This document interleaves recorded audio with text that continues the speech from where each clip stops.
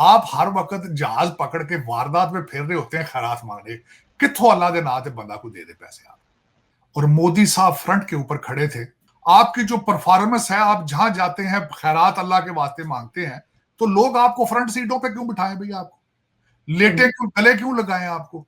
लोगों ने बड़ा कहा जी ये भाई, आप जाहिर है दुनिया में जो आपका स्टेटस होगा, जो आपकी पोजीशन होगी, उसी हिसाब से खड़ा किया जाएगा। अब मैं वो बताना चाहूंगा, आपके सैलाब क्यों आते हैं? डैम नहीं बनाया आपने, तो फिर आपके आपके हालात आगे भी खराब ही इस तरह रहे। मेरा ये क्वेश्चन है, जल्जले के पैसे आपने नहीं खाए, आपने कोविड का पैसा जो गया वो नहीं खाया, उसका वजीर आजम फंड में से पैसे निकल गए, किसी ने जवाब दिया अभी तक उसका? आप डैम बनाने की सलाहियत नहीं रखते, क्योंकि उसकी वजह यह है कि आप तो लूट मार के आप लंदन में घर लेंगे कि डैम बनाएंगे आप। मैं इनको बताना ये खासकर ये चाहूंगा, इन्होंने टीवी के ऊपर कहा था कि मैं इनको लाइफ टाइम एक्सटेंशन देने के लिए तैयार। पूछना जनरल बाजवा ने वो साइफर थोड़ी लिखा था वो, और बाजवा साहब लेकर भी तो आप ही को आए, आपको लेकर आने वाला कौन था?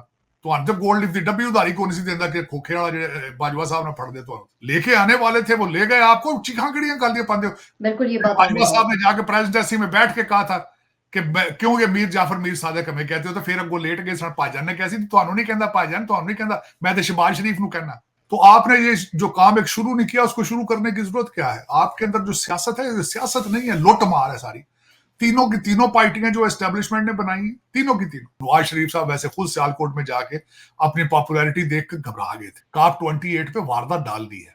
वो वारदात डली इस तरह है कि परसों की बात है कि इन्होंने एक प्रोग्राम पाकिस्तान के अंदर शुरू किया है, जिसका नाम इन्होंने रखा है रिचार्ज पाकिस्तान। $77.8 मिलियन का एक प्रोग्राम लॉन्च किया गया है। मैं गारंटी कर देता हूं इसमें से $5 भी पाकिस्तान नहीं जाएंगे। बिस्मिल्लाहिर्रहमानिर्रहीम। अस्सलाम वालेकुम नाज़रीन, आप देख रहे हैं फोर कॉर्नर्स विद तारर। मैं हूं शाज़िया नैयर, मेरे साथ साजिद तारर साहब मौजूद हैं। अस्सलाम वालेकुम साजिद साहब, क्या हाल है आपके, क्या हो रहा है?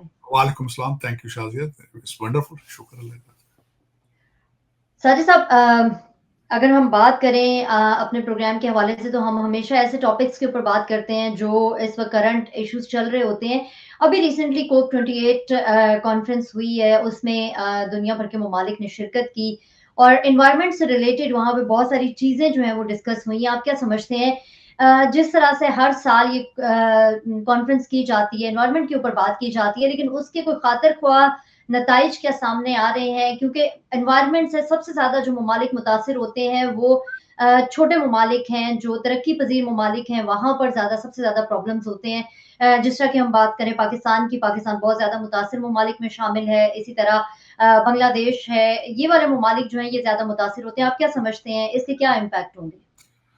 शाजिया, सबसे पहले तो COP 28 COP 28 conference of parties जो है, एक फ्लाइट एक इसकी क्लाइमेट समिट है। मैं समझता हूँ इस फी जमाना दौर की बहुत बड़ी कॉन्फ्रेंस हुई है, इसमें कोई शक नहीं है। 70,000 लोग इसमें पार्टिसिपेट कर रहे हैं, 119 ममालिक हैं, 140 लीडर आए हैं वहां पे।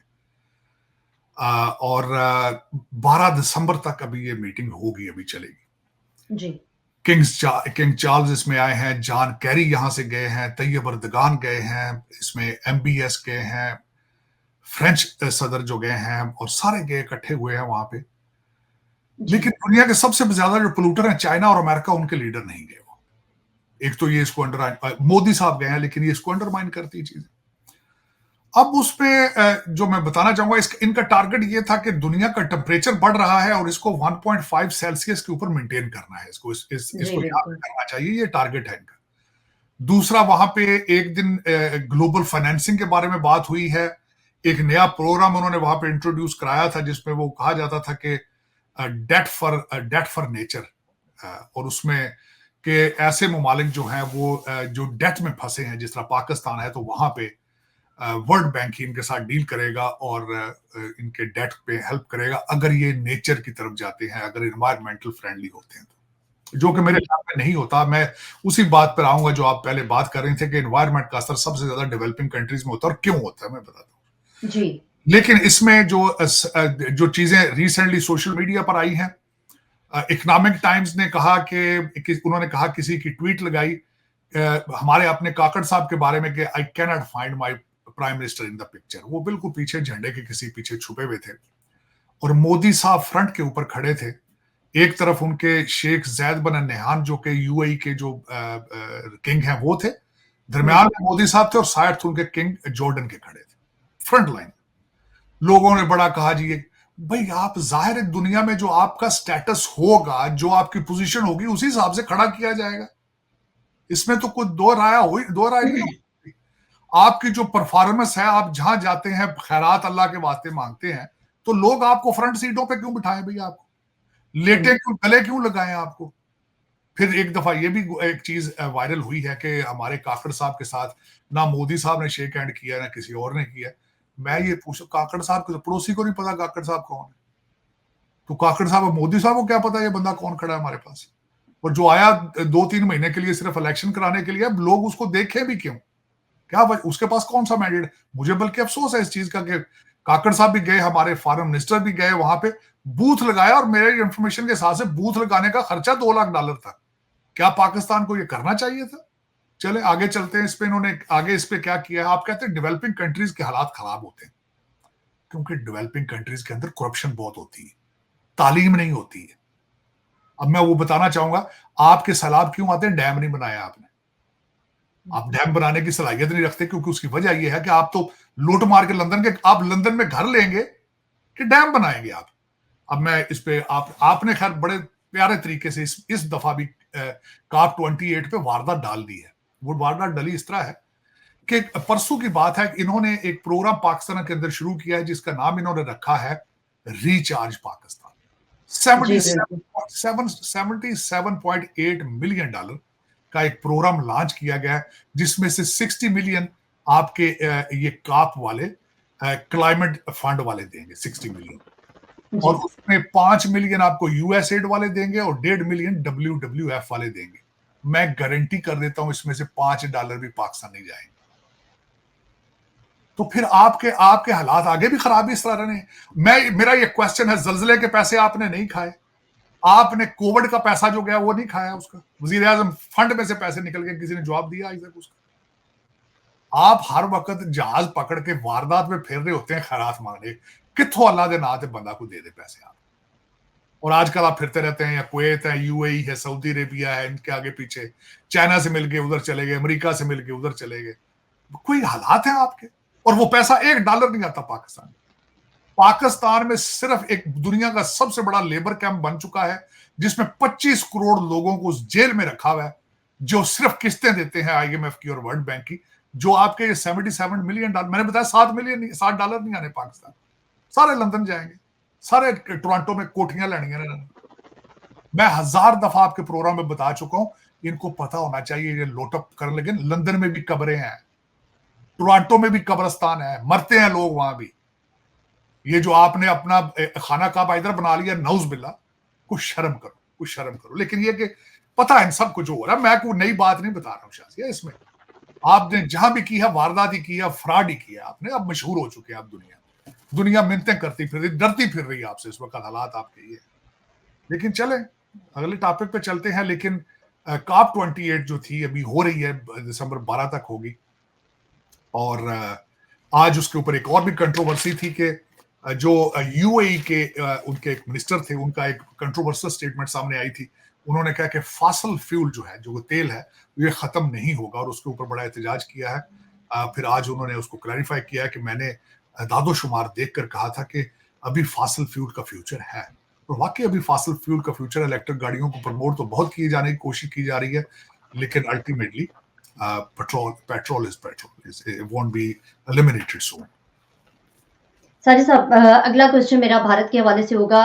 वहाँ पे जो इलेक्शंस हैं, उनका दौरा है, और हमने देखा है कि जब भी वहाँ पर इलेक्शंस होते हैं तो खास तौर पर जो मुस्लिम कम्युनिटी है वहाँ की, उसके खिलाफ बहुत तेज वारदातें जो हैं वो शुरू होती हैं, मुसलमानों को तंग किया जाता है। शायद वहाँ पे इलेक्शन जीतने के लिए यही एक जो है वो प्रोपेगेंडा किया जाता है कि मुस्लिम्स के खिलाफ, पाकिस्तान के खिलाफ, और इस तरह जो है वो प्रोपेगेंडा किया जाए, और जो वहाँ पे हिंदू वोट है, जो सिख वोट है, उसको ज़्यादा अपने हक में किया जाए, क्योंकि जो ये चीज़ें हैं ये शायद वहाँ के इलेक्शन जीतने के लिए मैंडेटरी समझी जाती हैं। आप क्या कहते हैं? देखिए, इलेक्शन अभी तो वो उनके 4 स्टेटों में थी, जिसमें 3 में से बीजेपी जीत चुकी है। एक स्टेट में कांग्रेस बनाएगी उनकी गवर्नमेंट। लेकिन मोदी साहब की पॉपुलैरिटी देखें ना आप, मुसलमानों का तो ठीक है, आप कहती हैं मुसलमानों के खिलाफ जाते हैं, लेकिन उनका आप पिछले 6 महीने की देखें या साल पिछले की देखें, हमेशा वो अपने इलेक्शन कैंपेन के मोड में ही रहते हैं। इकोनॉमी के हालात उनके देखे 7.8%। अब तो जरूरत नहीं है उनको मेरे ख्याल मुसलमानों को और कश्मीर की बातें करने की या पाकिस्तान की बातें करने की, उन्हें जरूरत ही नहीं है। उसकी वजह देखें वो जा पहुंच कहां चुके हैं। G20 देख लें आप उनकी, ग्लोबल साउथ के बारे में देख लें, क्वाड देख लें आप उनके, फिर उसके बाद चंद्रयान उनका देख लें, आदित्य उनका देख लें, उनके डिफेंस कॉन्ट्रैक्ट देख लें, और तेजास जिस तरह अगले दिन मोदी साहब अपना टॉम क्रूज बन के जिस तरह जहाज में चढ़े हैं, 30 मिनट जहाज उड़ाया उन्होंने। इसके बाद जरूरत उनको है कि वो मुसलमानों को तंग करके वोट, बल्कि मैंने आज देखा बीजेपी के टिकटों में मुसलमान के कैंडिडेट जीते हैं बीजेपी की टिकटें लेकर। और जिस तरीके से उन्हें ये COP28, आपके वजीर आजम तो नजर ही नहीं आ रहे, किसी झंडे के पीछे छुपे पड़े थे, वो फ्रंट लाइन में खड़े हुए थे। और उसको भी छोड़ दें, इटालियन प्राइम मिनिस्टर उनके साथ सेल्फियां ले रही थी और वायरल हुई हुई हैं। इटालियन प्राइम मिनिस्टर, उनकी ख्वाहिश होती है कि मोदी साहब के साथ खड़े होकर तो तस्वीरें बनाएं। तो उनको अब क्या जरूरत है कि मुसलमानों को छेड़ के अपना एक और कुछ स्कैंडल बना लें और कुछ तमाशा बना लें। लेकिन उसमें एक बात है, मैं जो मुझे एक गिला मैंने जो नोट किया वो ये था कि ब्लूमबर्ग ने यहाँ इसको कवरेज की दी है भारत के इलेक्शन को, BBC ने, अल जजीरा ने, फ्रांस 24 ने, वॉइस ऑफ अमेरिका ने, लेकिन पाकिस्तान में किसी को पता ही नहीं कि इलेक्शन ये क्या हो रहा है कि नहीं हो रहा। आप सिर्फ बॉलीवुड की मूवियां देखते हैं और सिद्धू मूसेवाले के गाने सुनते हैं, इससे आगे नहीं जा पा रहे। उनकी तरक्की भी देखें, उनके इलेक्शन प्रोसेस भी देखें उनके, कि किस तरह वो सारा कुछ कर रहे हैं। उधर नहीं जाना, लेकिन चले ये फिर आपकी मर्जी है। इस वक्त अगर देखा जाए तो आप कहीं भी किसी को भी नहीं, किसी से भी इंप्रेस नहीं है, आप अपनी दुनिया में मगन है। आप चाहते हैं 7वीं सदी का इस्लाम हो, यहाँ पे गधों पे आप फिर रहे हैं और फिर रहे हैं आप गधों पे ही। हालत आपकी यही है कौन सी कि करप्शन में आप इतने आगे जा चुके हैं कि मुझे लग रहा है कि there is no point of return. क्योंकि जिस तरह मैं अक्सर ये कहता हूं कि अब पाकिस्तान में शरीफ आदमी को बंदा लड़की का रिश्ता भी को नहीं देता। साजिद साहब, मेरा अगला क्वेश्चन पाकिस्तान की सियासत के हवाले से होगा कि हम लोग देख रहे हैं कि वही वाले हालात दोहराए जा रहे हैं जो 2018 के इलेक्शन के बाद हुए थे, कि उस वक्त पीटीआई जो थी वो फेवरेट थी और नून लीग और पीपल्स पार्टी के खिलाफ शदीद किस्म का क्रैकडाउन हमने देखा। और अभी भी हम वही देख रहे हैं कि नून लीग जो है वो फेवरेट में आ गई है, जबकि पीटीआई के खिलाफ जो है वो शदीद तरीन वाला क्रैकडाउन चल रहा है। आप क्या समझते हैं कि पाकिस्तान की सियासत में यही सब कुछ चलता रहेगा? हम लोग वो उस तरह की जमहूरियत नहीं देख पाएंगे जो बाकी ममालिक में होती है?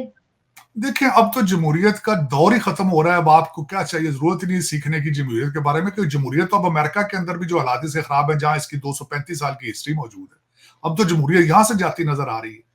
तो आपने ये जो काम एक शुरू नहीं किया, उसको शुरू करने की जरूरत क्या है? आपके अंदर जो सियासत है, सियासत नहीं है, लुट मार है सारी। तीनों की तीनों पार्टियां जो एस्टेब्लिशमेंट ने बनाई, तीनों की तीनों, मैं गारंटी कर देता हूं सर। और आगे भी, अब मैं जो आप बात कर रही हैं वो वही बात है। आज जरदारी साहब ने भी कहा कि इसके ऊपर लाडले का स्टेटस लग गया। बिलावल भुट्टो साहब तकरीर करते हैं तो इनको कहते हैं लाडला, नवाज शरीफ वगैरह को। नवाज शरीफ साहब वैसे खुद सियालकोट में जाके अपनी पॉपुलैरिटी देख कर घबरा गए थे। इन्होंने पिछले दिनों कहा है कि शायद वापस चले जाएं, प्लेटलेट्स इनके लो हो रहे हैं। तो जो हालत उन्होंने देखी नून लीग ने अपनी सीटों की, क्योंकि 4 सीटें लाहौर की जो इनके अपने फैमिली मेंबर्स की होती हैं, तो सारी नून लीग इनकी फैमिली है सारी। लेकिन ये कि वो जो 4 सीटें वो भी नहीं जीत पाएंगे ये लाहौर की 4 सीटें। लेकिन ये मैं इसको ना सियासत कहूंगा ना जमहूरियत कहूंगा। जो कुछ भी पाकिस्तान के अंदर चल रहा है, जो कुछ भी होगा, शाजिया आगे कोलिशन गवर्नमेंट ही बनेगी जो कि जमहूरियत के अंदर नॉन परफॉर्मिंग होती है। वो परफॉर्म कर ही कुछ नहीं सकती। वो ना कोई लेजिस्लेशन कर पाती है, ना कोई फैसले कर पाती है, ना लोगों की खिदमत कर पाती है। तो आगे जो आएगी जो भी गवर्नमेंट, वो कोलिशन होगी। और फैसले तो हो चुके हैं पहले ही। आजकल तो कैबिनेट भी बल्कि बन रही है, लोगों को वजारतों के वादे किए जा रहे हैं। तो ये जमहूरियत में इस तरह तो नहीं ना होता। लेकिन देखा जाए तो आज जो खबर मैं बताना चाहूंगा इसके हवाले से, जो मैं डिस्कस करना चाहूंगा, कि खान साहब ने शुरली छोड़ी है, खान साहब ने शुरली छोड़ी है कि मैं तो जी बाजवा साहब को लाऊंगा अदालत में। और साथ ही उन्होंने शुरली छोड़ी कि मेरा अगला क्वेश्चन इसी के हवाले से था, क्योंकि साइफर की जो समात है वो वहां पर हुई और उसमें 2 लोगों के लिए कहा गया, एक तो बाजवा साहब का कहा गया कि उनकी गवाही जो है वो बहुत जरूरी है। तो इस हवाले से आप क्या कहेंगे कि ये केस कहाँ तक चलेगा, कितना लंबा चल सकता है? देखिए केस ओपन शट है, इसमें कोई ऐसी बात नहीं। उसकी वजह यह है कि इनके आजम खान साहब इनके खिलाफ गवाही दे चुके हैं, और दूसरा जो एम्बेसडर थे जिन्होंने ये सारा लिखा था, डोनाल्ड ब्लूम। नहीं नहीं, डोनाल्ड ब्लूम, जो हमारे असद मजीद साहब थे, एम्बेसडर इन वाशिंगटन डीसी, जिन्होंने ये लिखवा के बात करके इनके हाथ में दिया था, जिन्होंने कहा था कि हम अब इस पे खेलेंगे, जब वो गवाहियां दे चुके हैं तो पीछे तीसरी चीज कौन सी? इमरान खान साहब ने तो डोनाल्ड ब्लूम को भी बुलाने के लिए कहा गया, बुलाने के लिए वो कहा, लेकिन उनको इम्यूनिटी हासिल होती है, वो नहीं आएंगे। उनको क्यों आएंगे? वो तो इम्यूनिटी हासिल है उनको, वो तो डिप्लोमेट है वहां पे। जो इनका एम्बेसडर था, जिसने साइफर के सारे नोट्स लेकर इनके हाथ में पकड़ाया था, जिसने यहां से साइफर क्रिएट करके भेजा था इस्लामाबाद, वो गवाही, वो पाकिस्तान बैठा है, वो पाकिस्तान में देगा गवाही इनके खिलाफ। वो देगा तो फिर जाके जनरल बाजवा से क्या पूछना? जनरल बाजवा ने वो साइफर थोड़ी लिखा था। वो इन्होंने ये शुरली छोड़ी है कि जो डेविड लू था, उसने उसके कहने के ऊपर बाजवा साहब ने सब कुछ, और बाजवा साहब लेकर भी तो आप ही को आए, आपको लेकर आने वाला कौन था? तो जब गोल्ड लिखती डब्बी उधारी को नहीं देता कि खोखे वाला बाजवा साहब ने फट दे तो। लेकिन ये कि लेके आने वाले थे, वो ले गए, आपको चिखाकड़ियां कर दिए पाते हो। मैं इनको बताना ये खासकर ये चाहूंगा, इन्होंने टीवी के ऊपर कहा था कि मैं इनको लाइफ टाइम एक्सटेंशन देने के लिए तैयार। बिल्कुल ये बात बाजवा साहब ने जाके प्रेसिडेंसी में बैठ के कहा था कि क्यों ये मीर जाफर मीर सादिक हमें कहते हो, तो फिर वो लेट गए। भाईजान ने कैसी ਤੁਹਾਨੂੰ नहीं कहता, भाईजान ਤੁਹਾਨੂੰ नहीं कहता, मैं तो शहबाज शरीफ ਨੂੰ कहना। वो ये खुदा दा ना जे, एक कौम अब दूसरा उस्मान +2 जो है ना, वो नहीं अफोर्ड कर पाती। हालांकि अब कौम को पता है, जिस तरह आपने बैरिस्टर गोहर को जो है वो सेलेक्ट किया है, लोगों को पता है आपका माइंडसेट बीबी की कर दी फिर दी, फिर उस्मान बुजदार की करदा फिरदा सी, अब मलक रियाज ना ਤੁਹਾਡੀਆਂ की डीला सन, शहजाद अकबर की शैसी सारी दुनिया पढ़ रही है।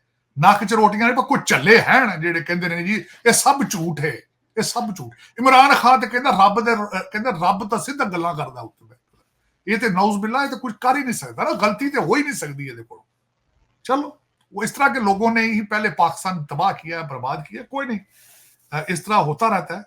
लेकिन ये कि मैं रिसेंटली जब मैंने पढ़ा था तो कुछ जेडे ना लौंडे लपाड़े जेडे अंग्रेजी तो खैर पढ़ ही नहीं सकते, इन्हें चाहिए कि उर्दू की कोई अच्छी सी किताब लेके देखें।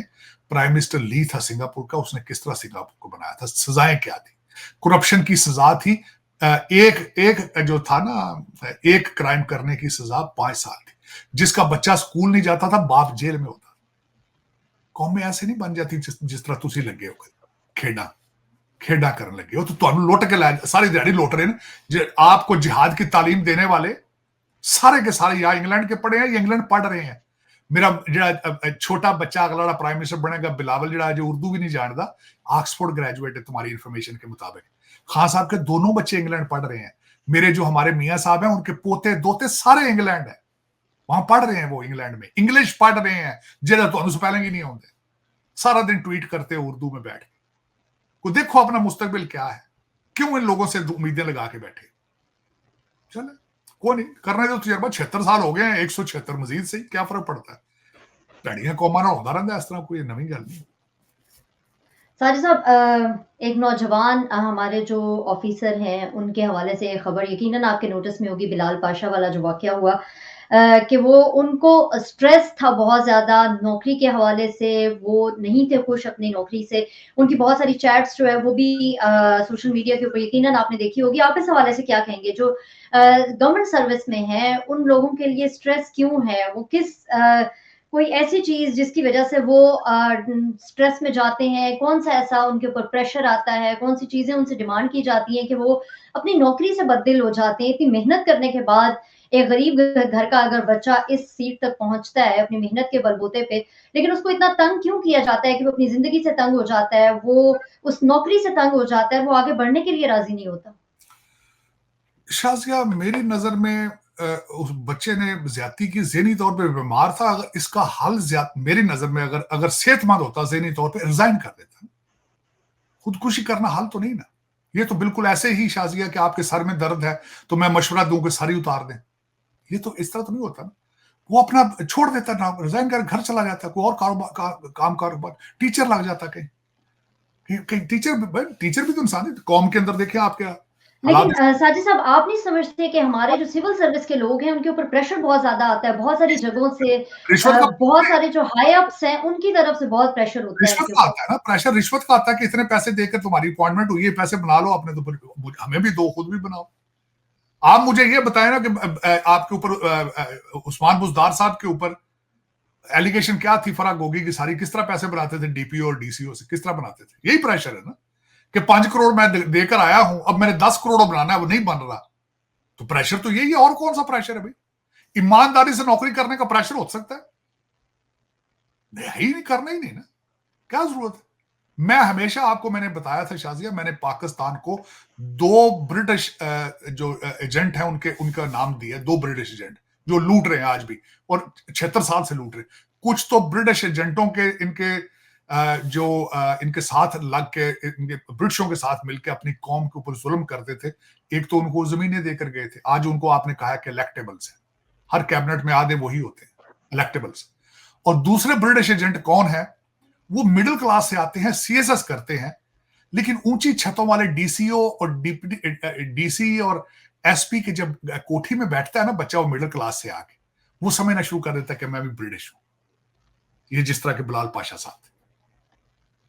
तो ये 2 ब्रिटिश एजेंट ही तो पाकिस्तान को मार रहे हैं। और तीसरी चीज कौन सी मार रही है, आप मुझे बता दें? कौन तीसरी थ्रेट क्या है? करप्शन कौन कर सकता है? करप्शन सिर्फ वही कर सकता है जिसके पास इख्तियार होगा, जिसके पास पावर होगी। किसी और बंदे के पास तो पावर ही कोई नहीं है, स्वाय आपकी ब्यूरोक्रेसी के। और जब ये सियासत में आते हैं, और दूसरा जो मेरा जाती तजर्बा है शाजिया, कोई भी एक पार्टी अकेली करप्शन नहीं कर सकती, दूसरी पार्टियां साथ मिलती हैं, उनके सियासतदानों के साथ ब्यूरोक्रेट मिलते हैं। वो मुझे ये बताएं, बिलाल पाशा साहब तो चलो इन्होंने खुदकुशी कर ली है, वो टीके साहब कौन से, तो जो बुज़दार के जो इस वक्त वो भागे हैं, इस वक्त जो टीके साहब थे वो कौन थे? वो सीएसएस अफसर थे। तो ये कोई ऐसी बात नहीं है, इस हमाम में सब नंगे हैं। हाँ, ये कहें कि बिलाल शाह ज़हनी तौर पे बीमार था, वो कमजोर था, पर वो उसने सुसाइड कर लिया। मैंने उसके सारे नोट्स पढ़े हैं, उसके बाप का इंटरव्यू मैंने सुना है, बिल्कुल वैसी नहीं बात मैं कि मुझे I am not familiar with, जिस तरह उसने जॉब नीचे से शुरू की और जिस तरीके से आगे वो दोबारा सीएसएस करता गया आगे पीछे। लेकिन ये कि इस ज़हनी तौर पे बीमार इसलिए होते हैं, मेरा ख्याल है कि या तो रिश्वत के पैसे पूरे नहीं कर पाते, क्योंकि ठेके ले होंगे ना इन्होंने, फलास देने का इतना बोलियां लगती हैं इनकी, फलास देने से इतने करोड़, हाँ भी ये लिया 3 करोड़ दिया उसने, ज़ाहिर 6 बनाना है उसमें से, वो 3 करोड़ ही नहीं बन रहा होगा वहां से, तो घाटे पै रहे होंगे फिर। और दूसरा ये कि शादियां कर लेते हैं अमीर लोगों की बच्चियों से, उनके खर्चे पूरे नहीं होते। ये भी प्रेशर है सीएसएस के अफसरों के ऊपर, ये भी बता दूं, क्योंकि रवाज है पाकिस्तान में, जब कोई बच्चा सीएसएस कर लेता है मिडिल क्लास और लोअर मिडिल क्लास का, उसको फिर वो जो आपके इलेक्टेबल है, जो ब्रिटिश ओरिजिनल ब्रिटिश एजेंट है, वो अपनी बच्चियों के रिश्ते देते हैं। फिर वो आते हैं तो उनके खर्चे होते हैं, एक डिप्रेशन इनको ये भी है, फिर उसका खर्चा पूरे करने के लिए फिर कौम के साथ ज्यादती करते हैं। ये कोई नई बात नहीं है, सारा कुछ सिस्टम के अंदर हो रहा है 76 साल से, और हर एक को पता है ये, मैं नई बात नहीं बता रहा। करप्शन करने के स्टाइल जो जिस तरीके से आप पाकिस्तान ने कई कई नए बना लिए हैं, आप सोच नहीं सकते कि वो आप इससे किस तरह निकल पाएंगे। इस वक्त आपको मर्दे मुजाहिद, मर्दे आहन की जरूरत है, जो पाकिस्तानी हो, ब्रिटिश ना हो, और उसको चाहिए एटलीस्ट 50,000 लोगों के नाम ईसीएल में हो। सजा का सिर्फ और सिर्फ एक उसके पीछे मंतिक और लॉजिक होती है कि वो इतनी सख्त होनी चाहिए कि दूसरी सोसाइटी उसको करने से इज्तनाब करे। आपने कभी रिश्वत पे किसी को सजा दी है? चाइना से आप डॉलर तो ले आते हैं, सारा लैक नस जाते हो, तो वो गोली मार दें, तो जिसको पकड़ते हैं गोली मारते हैं। सुना गोली का बिल भी उसके लॉयकीन को देते हैं, कहते हैं गवर्नमेंट का खर्चा नहीं, गोली भी तेरे बाप को मारी, गोली के पैसे भी तुम दो। वो नहीं सीखना आपने वहां से, वो नहीं। जिस तरह बॉलीवुड की फिल्में सारा दिन आप देखते हैं, उनकी तरक्की नहीं देखते आप। उधर बाइकाट कर कहते हिंदू ने, और फिल्मां भी हिंदुआ दी बड़ियां सारे जेडे देखते हो। सिंधु मूसे वाला केड़ा तुहाडा फुफी दा पुत्र सी जिहदे गाने सारे जेडे नचदे होते। लेकिन ये कि अपनी मर्जी की चीजें पिक करके हीरो बना लेना उनको, फिर मर्जी की चीजें, कुछ चीज बनानी यहाँ पे उसका नाम गौरी रख देना, वो लोकल ही नहीं सी तो गौरी होकर वो पठान की देर पे अपना नाम चेंज करो, मजाइल साडा क्यों ना रख ले। लेकिन देखो कि आप कहां जा रहे हो, कोशिश तो करो कभी यार कि आप कौन हो। ये जो फ्रॉडी आपके ऊपर आके ये इलेक्शन का ड्रामा, ये बिरयानी की प्लेटें देके आपकी किस्मतों के फैसले कर रहे हैं, आपको कोशिश तो करो कि हम कहां जा रहे हैं। बच्चे आपके अंधे हैं, तालीम नहीं उनके पास, इंग्लिश से मना कर दिया गया, कहते हैं ये काफर की जबान है, मैथ के नजदीक वैसे नहीं जाते। तो फिर बिलाल शाह ने यही करना था जो हो रहा है उस पाकिस्तान के अंदर। आप उसके कहते हैं बिलाल शाह, हर दूसरा बंदा डिप्रेस है वहां पे, आप सोचे उसे, जिस मुल्क में आप रह रहे हो, जिसका कोई मुस्तकबिल ही नहीं है, 42% आपकी इस वक्त वहां पे इन्फ्लेशन रेट, 42%। सुबह आप घर से निकलते पता नहीं शाम को वापस आना भी कि नहीं आना। आप बिजली एक नेमत से, मुझे पता बिजली के हालात देखे वो इस वक्त मुलाजम पेशा लोग जो है वो दूध का बिल देते हैं, बिजली कट जाती है, बिजली देते हैं, बच्चे की ट्यूशन फीस नहीं होती। तो पता है सबको कि क्या हो रहा है पाकिस्तान में। सुन्न हो गए, करना सोचने की सलाहियत नहीं रह चुकी इस वक्त। बहुत शुक्रिया साजिद साहब, आपने इस टॉपिक के ऊपर बात की। मैं चाहूंगी कि एक छोटा-सा कमेंट, छोटा-सा कुछ एनालिसिस आप गज़ा की सूरत-ए-हाल जो है उसके ऊपर भी दें। सुना है कि वहाँ की जो खबरें आ रही हैं, जो इस वक्त तमाम तर मीडिया के ऊपर भी हैं, कि 16,000 के करीब फ़लस्तीनी जो हैं वो वहाँ पर जंग की भेंट चढ़ चुके हैं, और अब इसराइल ने जो है वो अपने टारगेट हासिल करने के लिए ज़मीनी कार्रवाई को बढ़ा दिया है। तो इसके बारे में आप क्या कहेंगे? क्या कहना चाहेंगे? इस पे शर्मिंदगी, इंसानियत की शर्मिंदगी। उसकी वजह यह है कि अभी हमने COP 28 की बात की थी, 200 मील दूर है वहां दुबई से, मेरा मकसद जहां पे ये सारा कुछ हो रहा है। 140 से वर्ल्ड लीडर वहां पे है, किसी को कोई शर्मो लिहाज नहीं है कि साथ क्या हो रहा है, कोई शर्मो लिहाज नहीं।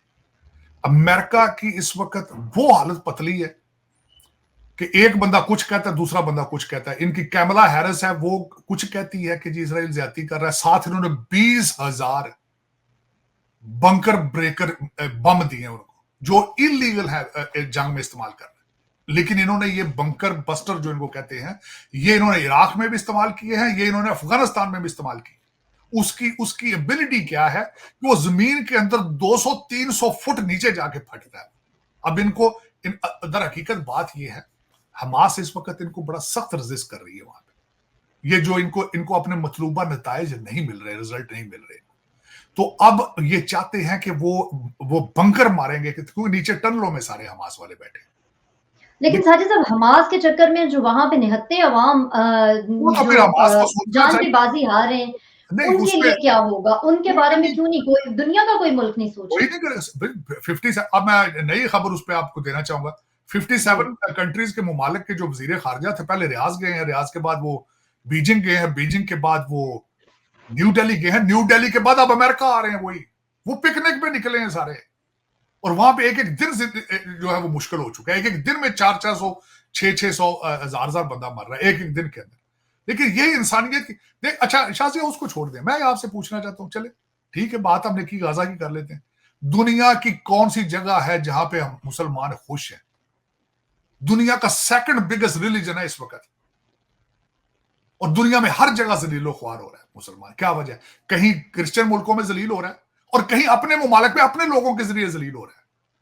बताएं ना मुझे, पाकिस्तान में हालात है रहने वाले इस वक्त? बांग्लादेश के हालात देख लें आप सऊदी अरेबिया में रहने के हालात हैं वहां पे। ऊपर रूलर इस तरह के बैठे, वो इनसे भी बुरे हैं, गोरों से भी बुरे हैं। तो बस फिर ये इस तरह ही होता है जिस तरह आप कर रहे हैं। ना आपने इस्लाम को समझने की कोशिश की है, ना इंसानियत को समझने की कोशिश की है। आप दुनिया से नाराज हैं सारी। आप दुनिया से नाराज नहीं, पहले तो आप तालीम से नाराज हैं, आप साइंस से नाराज हैं, और जहां जहां भी मुसलमान है वो नाराज है। पता नहीं क्या बात है, मेरी समझ से ये बाहर है। तालीम का क्या मजहब है? मैथ का मजहब होता है शाजिया? कोई मजहब है मैथ का, साइंस का, बायोलॉजी का कोई मजहब है? लेकिन आपने हर साइंस का, हर सब्जेक्ट का बाइकाट कर दिया आपने। क्या वजह है? ये बहुत बड़ी सोचने वाली बात है। आपने कई 100 सालों से आपने तरक्की छोड़ दी। मैं बल्कि अगले दिन हिस्ट्री पढ़ रहा था, बगदाद एक जिसको कहते थे बैतुल हिकमत, सबसे आखिरी जो उनके थे मौसम बिल्ला, जिसको हुल्गू खान ने, हलाकू खान जिसको आप कहते हैं, हुल्गू खान ने आके मारा था। उसके बाद आपने लाइब्रेरियां दोबारा चीजें बनाई नहीं, आप लौट के उस तरफ गए ही नहीं। हारून रशीद, मामू रशीद और मंसूर, उनके बाद बगदाद, एक बैतुल हिकमत के बाद आपने कोशिश ही नहीं की कि आप तालीम की तरफ जाए। और यही आपकी बर्बादी का है सबसे बड़ा सीक्रेट, कि आप दुनिया में जहां भी हैं जलीलो ख्वार हो रहे हैं। उसकी वजह यह है कि तालीम नहीं, बस नाराज हैं आप दुनिया से। कहते हैं या इनको सारी दुनिया मुसलमान, लंदन का कहते हैं नाम हमने पाकिस्तान रख देना है, इंग्लैंड का नाम हमने इस्लामिस्तान रखना है, ये शौक है। चलें करें फिर, लेकिन जहां पाकिस्तान इस्लाम है, सऊदी अरबिया में क्या वहां सही इस्लाम है? ये क्वेश्चन सबसे बड़ा। बहुत शुक्रिया साजिद साहब। नाज़रीन आपका भी शुक्रिया कि आप हमारा प्रोग्राम देखते हैं, अपना फीडबैक देखते हैं। अगले प्रोग्राम तक के लिए मुझे और साजिद साहब को इजाज़त दें। अपना बहुत ख्याल रखिएगा और अपना फीडबैक हमें देना मत भूलिएगा। अल्लाह हाफ़िज़। पाकिस्तान जिंदाबाद।